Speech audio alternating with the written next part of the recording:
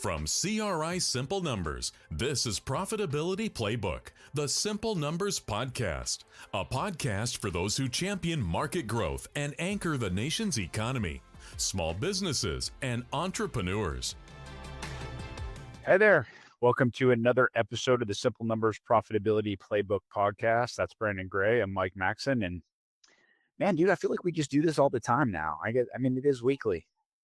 I swear we do like 100 of these a week, if you ask me. But We've had a couple extra lately. You know, we've had a few additional guests join, so hopefully a little more flavor than just you and I on here rambling, and kind of can learn from some other folks.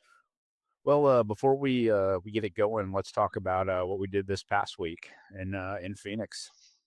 Yeah, so we had our Simple Numbers Mastermind, the first session of 2025, and probably the best place that I've been to. Yes. This was a 14-bedroom mansion located in Scottsdale, Arizona. So if you're looking for a group retreat, we have found the place. And it had 3 different buildings on the property, an indoor pickleball court, a meeting room that was top notch, all the amenities you would expect, and the pool. Even though I didn't get river, it had a lazy pool.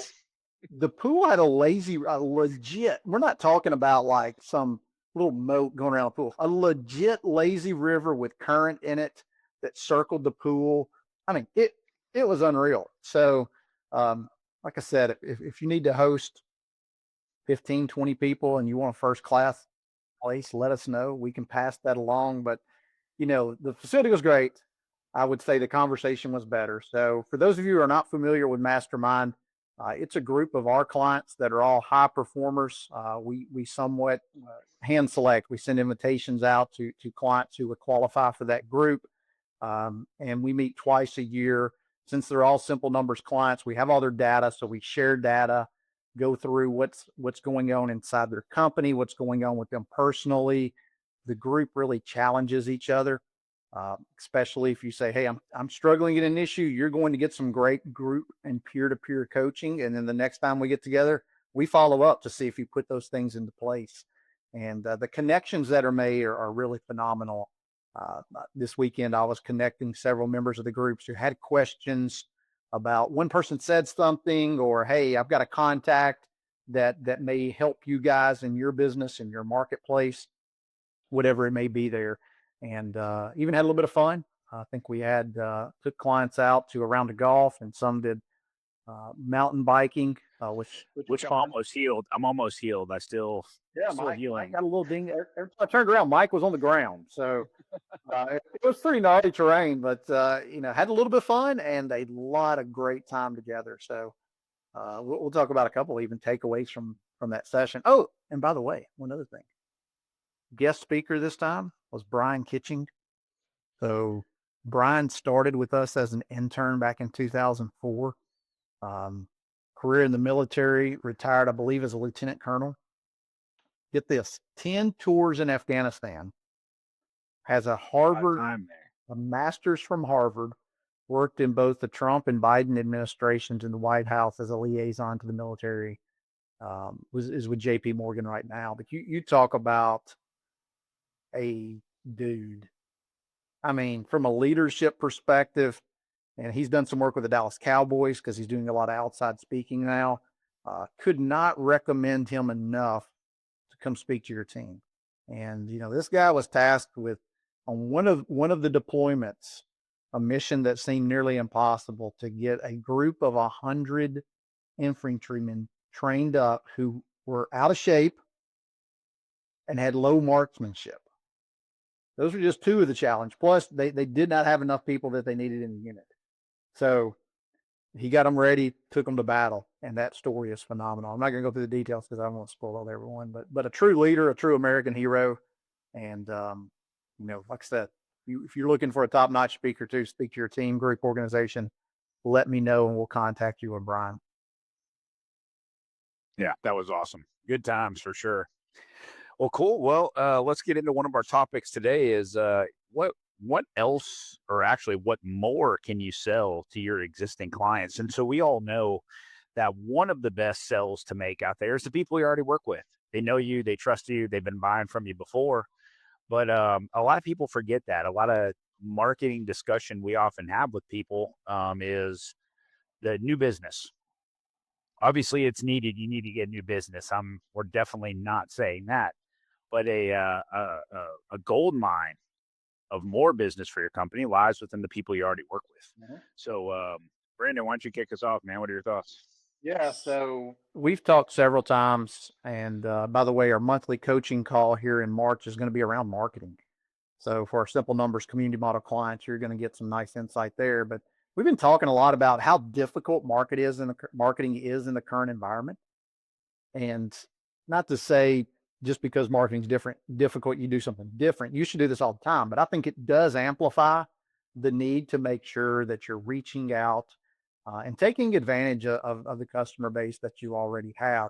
And these were a couple topics that came up in the mastermind. They're also, I would say, I took a look earlier. One, two, three, four different clients I spoke with in the past 2 weeks. This topic has come up on the call.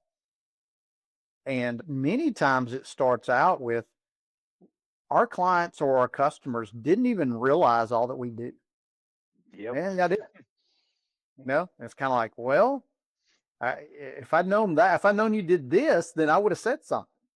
I would. I love working with you guys. I didn't know you guys did that. So I think the first thing is you got to be sure that everyone is aware of what you're currently doing, because so many times they're not. They see you through their lens, and perception is reality. And if all they see is this, they're not looking around at everything else that you can do for them. So making sure that you've got a way to communicate that.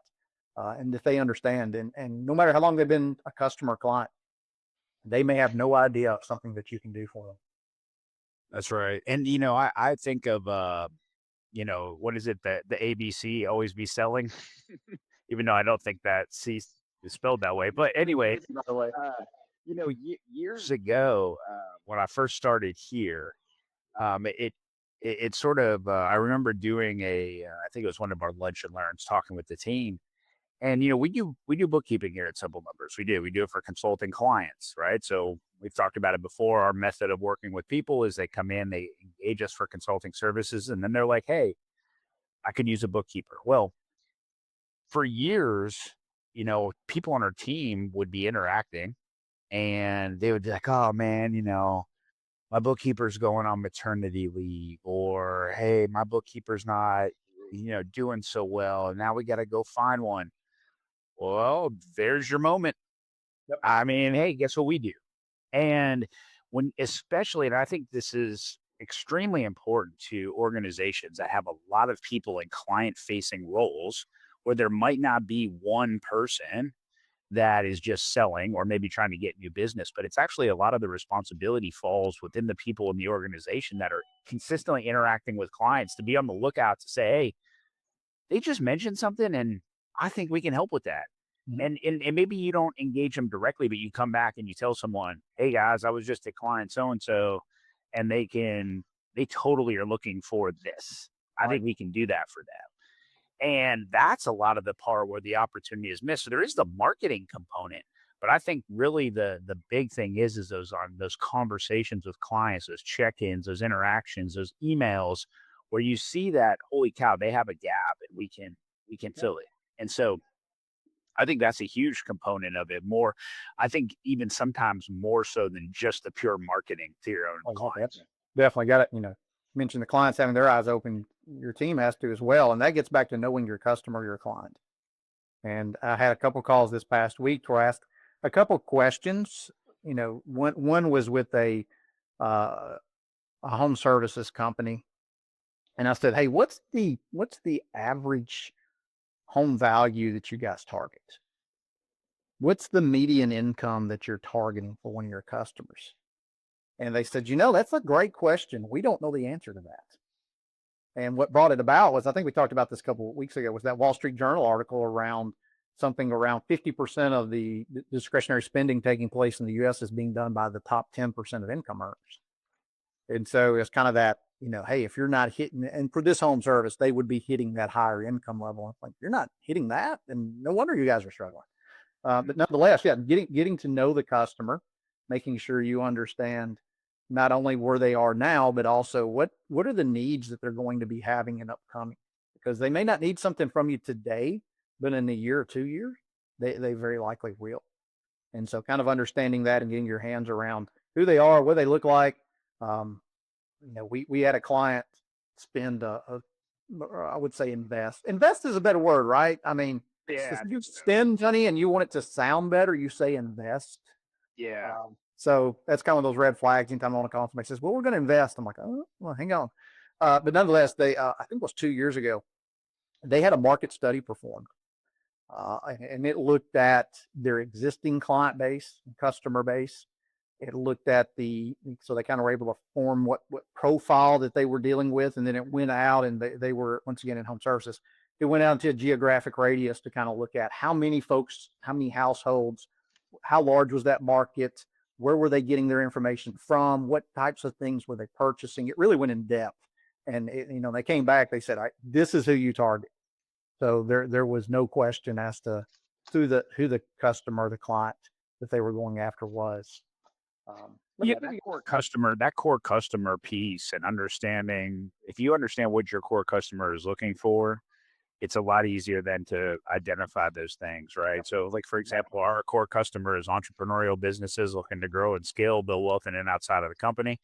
And typically in that mode, there are services that are part of growing and scaling that you need to be thinking about when you talk to them. So those need to either be available, or they need to be on everyone's mind to be on the lookout to see if you can get that kind of work. So I'll give you 4 examples here of additional offerings or things that we've seen our clients put in place really in the past year or so. So the first is a quick oil change company. So they've got several locations in the Southwest. The thing that they noticed was that you've got the automobile there, and the technician's changing oil, and you kind of know how it is as a consumer. You're wanting to just get in, get it taken care of, and get out, and no hassle. That's what at least that's what I'm after. I don't want a 20-minute sales pitch on windshield wipers, or this flush, or this needs to be done. Like, do I have air in the tires? Are they leaking? Are they low? Oil changed, in and out. And by the way, I hope my dad is not listening. That would really frown down on me for not changing my own oil. So nonetheless, I can do it. I've done it many, many times, but sometimes you're just pinched for time. Nonetheless, so oil change company, what they have realized that they need to expand into was into the tire business, and also into automotive repair. But they're not going to do it at their existing facility. They've got sister companies lined up to where it's like, hey, I know tires are bald, you've got nails in them, you got a problem, or hey, when you drove this thing up here, it's making a really funny noise, or you mentioned the AC's not working, whatever it may be. Go talk to these people, sister company. And there's several reasons behind that, because one is they want to stay focused in their locations on optimization and efficiency for oil change. So they're looking at other automotive repair options to where basically you can go ahead and book it at their facility because it's a sister company, but different location that's close by. And people like being connected, right? Like, I mean, people like the one-stop shop, or like sort of that connectivity of service and everything. I mean, I don't necessarily like going to the dealer for the oil change. It's like a little bit more expensive and stuff like that, but I can also get my tires there. I can also get everything there. And but they know it. It's in the system. They knew what they did last time. And so that, that's why we all like our products like Apple, right? I mean, I'm not like a loyalist to anyone, but like I started using it. I didn't have iCloud. I didn't have this over here. I didn't have that. And now it's just like, well, most of that level of trust, because they've been using this specific location for a long time. They've never caused any issues. They haven't oversold them on a $200 pair of windshield wipers. I mean, they're really, they've done it the right way. And so that's one of the things with an automobile repair, is that a lot of folks have distrust. So that's an easy one for them. Another one's a client of ours that provides produce. A lot of it is from South America, the Caribbean, Latin America, produce and not only to wholesale companies, but also to grocery chains. And so one of the things they've been able to do is they were offering their products and they realized the grocery chains had a large desire to white label. So what else can you white label? Does it have to be just one product? No, it can be multiple. So it was almost a no-brainer. It's like, oh, this is easy. So in doing that, now that's opened the door to several other grocery stores, but it all started with an existing customer who was buying product and they're like, hey, have you ever thought of white labeling this? Which was perfect. I mean, easy. They're just changing the packaging as far as that part goes. Another client, so this is a big one. Simple Numbers, we've been very guilty of this. We've gotten better. We're still guilty. How much do you give away? Oh God. So, and you see this more with just the B2B services. I can't tell you a client of ours that is in B2B services to where they're not giving away a substantial amount of revenue. And I'm not that it's, they're doing it deliberately, but most of the time they're wanting to help the client, right? And so it's like, let me give an example how it goes. Hold on. Let me just tell you this because we did this to the poor company and it wasn't intentional. IT MSPs, everyone knows I work with a bunch of them. And I told them this when they send these texts on site because we did it to the poor kid back in the day, right? They come on site and they're like, hey, they're just fixing Brandon's computer. And then I look over and I'm like, hey, bud, come over here. You know, like that's the not working. And then yeah. and then I'm not getting in that van. Show me the candy first. But anyways, I come over like, hey man, come check out this. And then two people down in the cubicle, I'll be like, hey, I actually have that same problem. And then before you know it, a simple battery backup swap just turned into 2-3 hours. mm-hmm. And we never saw that on the bill. And I remember actually telling them one time, like, hey, maybe you can send us an invoice for all this extra work you did, just being courteous to them being longtime vendors of ours. But at the same time, I'm just sitting there going, how many people in any client facing role like that? And like Brandon and we just talked about, we're on the phone with clients. And I mean, obviously we're a little different in how we work, but there are extra things I know I have done where I've been like, I probably could have sent an invoice for that. They'd be fine. But, you talk yourself out of it a little bit. Yeah. And so, yeah, sorry, I had to do that because that used to kill me when that would happen. And they would just sit there. They'd be like, man, that was supposed to be a quick thing. And they've been here for 3 hours. Usually there's something really small and simple. And what happens is you start pulling that thread and pretty soon you're 2 hours into it. And now you're at the point to where I probably should have raised my hand at the beginning and I didn't. But I'm too far in to not finish. And because I didn't raise my hand at the beginning, now I just got to complete it and not say anything. That's a lot of time what happens. And so you got to make sure your team is aware of like, okay, I might need to say something. I might need to just go, hey, can you talk? Let me get you in touch with whoever on our team's responsible for the client communications, pricing, projects, whatever it may be. And let them chat with you. I'm not sure exactly, what all this may entail. And just doing that. It's not that the people don't want to pay. It's not, like you said, we would have paid it. We'd gladly paid it. It's just that no one brings it up. And so the last one, I'll give it an example. So this was a software company that we work with. And whenever their software was deployed, they offered tech support, which is a great thing. You need some help. But they did not put any parameters around it. And so there was their intention of tech support should take place about this amount of time from this time to this time, but they never discussed that. And so, they were a year and a half in and somebody's calling tech support for a problem that, really was the purchasers doing. And now they felt obligated to fix it. And so they changed to a block of training hours and a deadline by which to use them in. Oh, that's a good one. You got 60 training hours. And your clock starts today, and you have until the end of the quarter to use the training hours. And if you need more than 60, you can buy another block. If you don't use all the 60, then, hey, wish we could have, helped you more, but you didn't need the help. And so they put the parameters around it, and it's been amazing to see how many times folks have come back either needing an additional block of time or, hey, it's 6 months later, and they've changed half their team over and now they need to redo the training. Okay.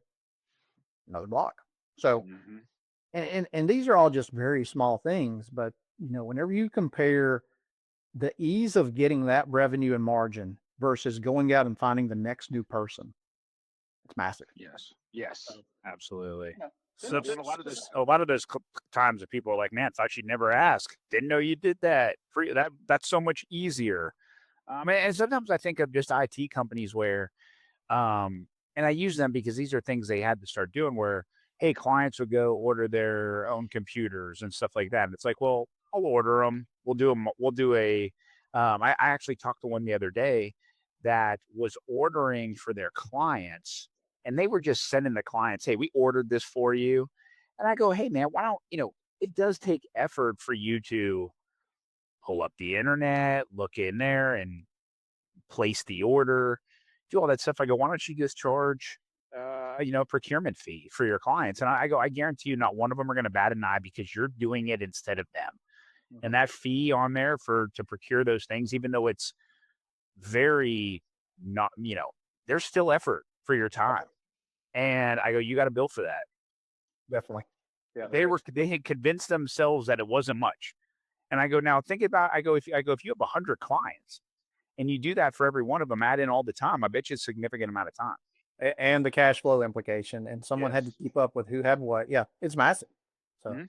Mhm. well, send them to us if you've got things that you've seen as great little add-ons to your existing service or product offering. Shoot them to us. We'd love to hear them. We can share them on Yeah. our podcast. So, Yeah, absolutely. Well, cool. Well, that's all we got today. Nice, quick, easy one. Good topic to talk about. And, obviously we'll be back again shortly here with probably another guest or another episode. So, we'll all be talking to you soon.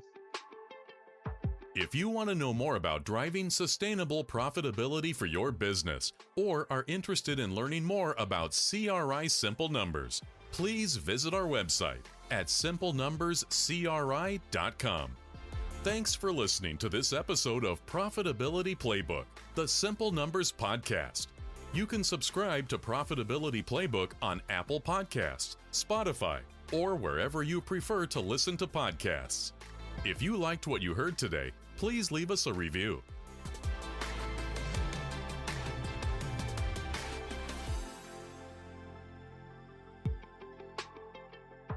The views expressed on Profitability Playbook, the Simple Numbers Podcast, are those of the presenter and moderator and do not necessarily reflect the views of CRI Simple Numbers or the CRI family of companies. This podcast is intended for informational and educational purposes only and is not intended to replace professional advice received directly. Consult with your CRI Simple Numbers advisor or another trusted professional if you have questions about your specific situation.